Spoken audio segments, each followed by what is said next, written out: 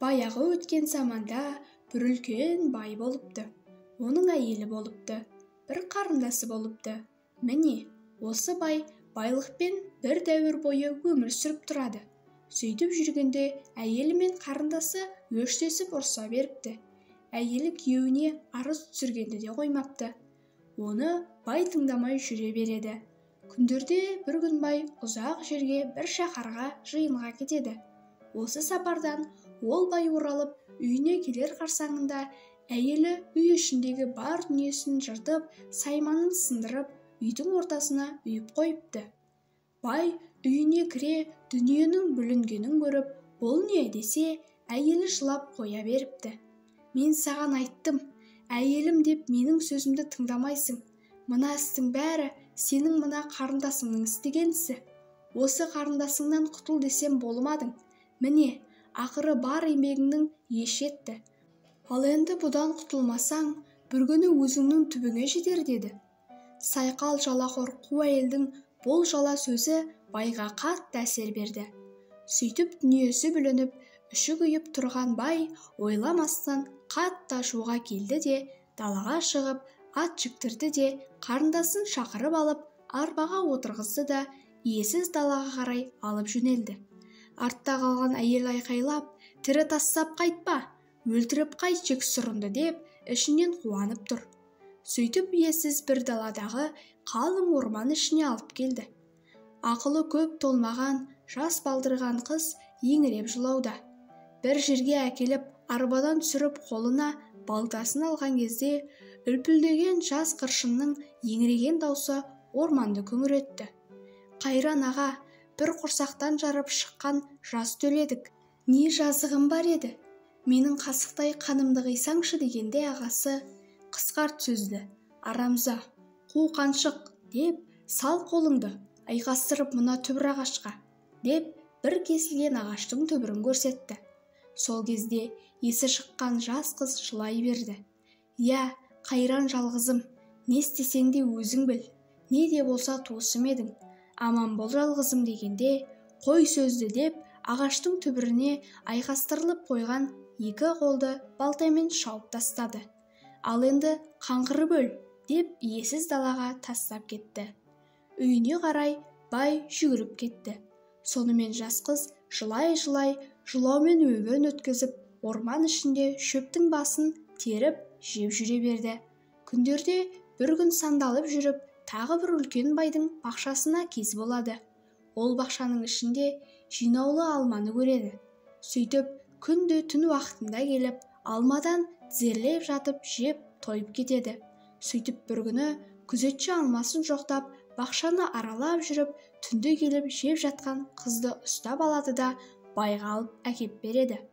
Бұл бай жас жігіт екен, әйелге алмаған, әлгі қызды моншаға түсіртіп, тазартып, киім кигізіп, қолына жалған қол жасап кигізіп, әйелдікке алады.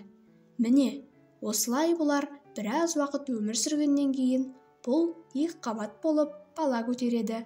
Сөйтіп, осы әйелдің босанар шағында күйеуі ұзақ жолға жиынға кетеді.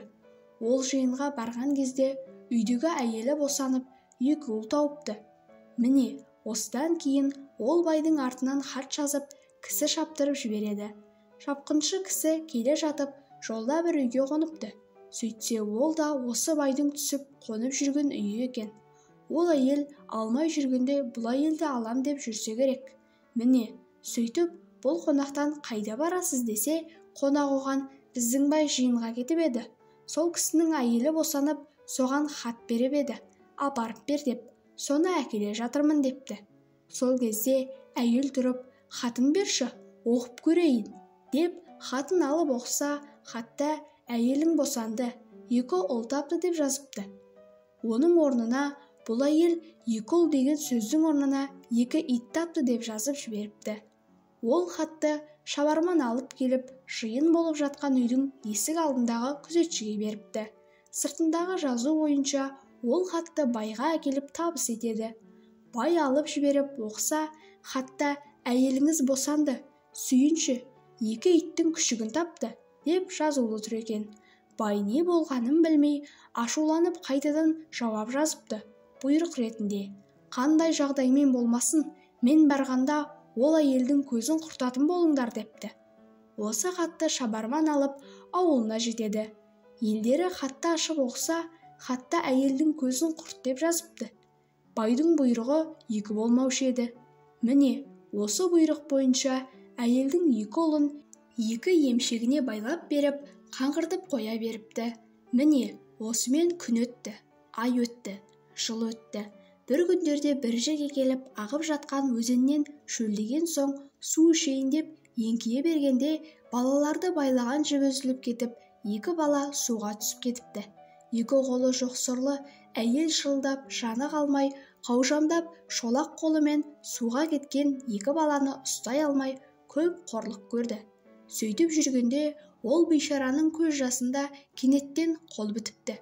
Сөйтіп екі баланы судан аман алып, өзіне өзі сенбей, өтірік пе, шын ба, Құдай-ау, өңім бе, түсім бе, деп баласын емізіп, екі қолын кезек-кезек сипап көп отырады. Сөйтіп отырып, әйел демін алғаннан кейін, қой, енді мен елді күнді жер тауып бір жұмысқа орналасайын деп жүріп кетті. Бір күні бір үлкен қалаға келіп жұмыс іздеп, бір патшаның қол астына асханаға ас жасаушы болып қызметке орналасады. Сөйтіп бірнеше жылдар қызмет етіп тұрады. Екі бала 7-8 жасқа келеді. Сөйтіп жүргенде осы шаһарда үлкен жиын ашылады. Осы жиынға жан-жақтан бай көпес бәрі жиналады. Оның ішінде бұл әйелдің күйеуі де келеді. Және қолын кескен ағасы да келіпті. Бәрін сыртынан көреді де, үндемей шаруасын істеп жүре береді. Және екі баланы әбден үйретіп айта беріпті. Басынан өткен оқиғаның бәрін сөйтіп жиында отырғанда, адамдар кешкі таман асханаға келіп ас ішіп, шарап ішіп, демалып отырып, бір-біріне әңгіме айтыңдар дегенде, манағы аспазшы әйел екі баласын жібере қойыпты. Міне, үйреткен әңгімеді бастан аяқ айт, деп, сөйтіп екі бала халық алдына келіп, ағалар, біз айтайық әңгімені депті. Қызып отырған адамдар, айтсын деп шу ете қалыпты. Екі бала тұрып, біз әңгіме айтамыз, бірақ та ешкім сөзімізді бұзбайтын болсын депті. Сол арада бір адам шығып, ешкім сөздеріңді бұзбайды. Бұзған адамнан 100 сом айт береміз деп уәде етеді. Сөйтіп бірінші бала жұрт алдына шығып, бір бай болыпты. Ол байдың бір әйелі, бір қарындасы болыпты. Оның әйелі мен қарындасы күнде ұрысып, екеуі күнде өш болыпты. Бір күні бай жиынға кеткенде, әйелі өштесіп, бар дүниесін бүлдіріп, үй ортасына жиып қойыпты. Бай келгенде, бұл не дегенде, қатыны шағыстырып, қарындасың бәрін бүлдірді депті. Содан ол бай қарындасын арбаға салып, айдалаға апарып, орман арасындағы ағаш түбіріне қойып, екі қолын шауып тастапты дегенде, шешесінің әлгі ағасы шыдай алмай, қолын көтеріп, олай емес еді дегенде, басшы адам баланың сөзін бұздың. Әкел, 100 сом айып деп, 100 сом ақша алып беріпті. Енді екінші бала шығып сөйлейді. Сол әйел сонымен қаңғып бірнеше уақыттар иесіз далада өмір өткізеді. Бір күндерде бір байдың бақшасына барып, түнде судан алма теріп жеп, күн көріп жүріпті. Бір күні оны байдың күзетшісі ұстап алып, байға алып барса, бай ол әйелді жуындырып, шайындырып, қолына жалған қол салып, өзі әйелдікке алыпты. Сөйтіп жүргенде, бұл әйел екіқабат болып бала көтеріпті. Ол әйел айы күніне жақындап отырғанда, ол бай жиынға кетіпті. Ол жиынға кеткенде, әйелі үйінде босаныпты. Ол егіз ұл туыпты. Сөйтіп, байдан сүйінші сұратуға хат жазып, кісі шаптырып жібереді. Ол кісі жолда келе жатып, бір үйге қоныпты. Сөйтсе, сол үйдің әйелі бұрынғы осы байдың алам деп жүрген әйел екен. Сол кісінің әкеле жатқан хатын сұрап алып, орнына басқа хат жазып беріпті. Ол хатында екі еркек бала тапты деген орнына екі иттің күшігін тапты деп жазып беріп жіберіпті. Міне, осы хатты ол адам байға әкеліп бергенде, бай, мен барғанша көзің құртсын деп қайтадан хат жазыпты. Міне, байдың осы хаты бойынша әйелдің екі баласын екі емшегіне таңып қаңғыртып жіберіпті. Сондағы тапқан екі баласы міне мынау екеуміз дегенде бай менде бір сөз депті.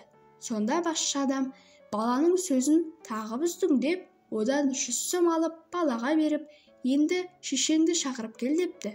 Сөйтіп екі бала шешесін ертіп әкеледі. Шешесі халық алдында бір болған оқиғаны басынан кешкенде бәрін айтып, екі баланың айтқан сөзі бәрі рас екенін, сондағы менің қолымды шапқан бауырым анау отырған, сондағы мына екі баламен мені қаңғыртып жіберген күйеуім анау отырған деп бәрін көрсетіп беріпті. Міне осы арадан бастап сол көпшілік жиналып, би ағасын сыйлауда орнынан алып жай шаруа етіп жіберіпті. Ал енді күйеуі әлгі хатты өзгертіп жазған әйелді алған екен. Оны қаңғыртып жіберіп, екі баласымен өз әйеліне қайта қосылыпты. Міне, енді бұлар баяғы қызық дәуіріне қайта түсіп, ғұмыр сүріп жата берсін. Ең алғашқы қастық істеген аға жеңгесіне келейік. Ағасының бұрынғы дәуірі жоқ. Бір шаһарда кедей болып, отын арқалап сатып, күн көріп жүреді. Күнде бір арқа отын әкеліп сатып, 20-30 тиын алса, оны ұстап қоясың деп, әйелі қағып алып отырады екен. Бір күндер болғанда ашуланып отынды аз ғана алып келіп, 10 тиынға сатып әкелсе, әйелі, сен бүгін ақшаны неге аз әкелдің? Күнде көп әкелуші едің. Сені сорып жүрген бір сорғыш бар ғой, деп ертесіне отынға барған жеріне әйелі қоса келіп, айқай салып, сені сорып жүрген албасты қайда? Деп ары бері жүгіріп жүрсе, беті шөппен жабылған бір құдық жатушы еді. Албасты осы екен ғой, деп барып, шөпті бас салса, салдыр күлдір құдыққа түседі де кетеді. Кедей жүгіріп келіп қараса, түбі жоқ құдық екен. Ішінен бір пері қарғып шығады. Сөйтсе әлгі әйел құдықтың түбіне барғанда перінің үстіне түсіпті. Пері шошып бүлк ете қалса, менің байымды сорып жүрген сен екенсің ғой, деп жатқан періні түте бастапты. Сонан бері шошып жер бетіне қарғып шығып, құдыққа қарап тұрған кедейді көріп, сен не істеп тұрсың? Десе, кедей, менің әйелім түсіп кетті, соңынан қарап тұрмын дейді. Сол кезде пері, әйелің долы ма еді? Десе, иә, ол долы еді депті. Пері, ол ондай болса, әйеліңді таста, мен саған басқа әйел тауып берем деп, кедейді азғырып алып кетеді. Сөйтіп бұл кедей періні жақтап пері болып кетеді де, жалақор әйелі құдыққа түсіп өледі. Осылайша бәлеқор әйелден басқасының барлығы бақытты ғұмыр кешіпті.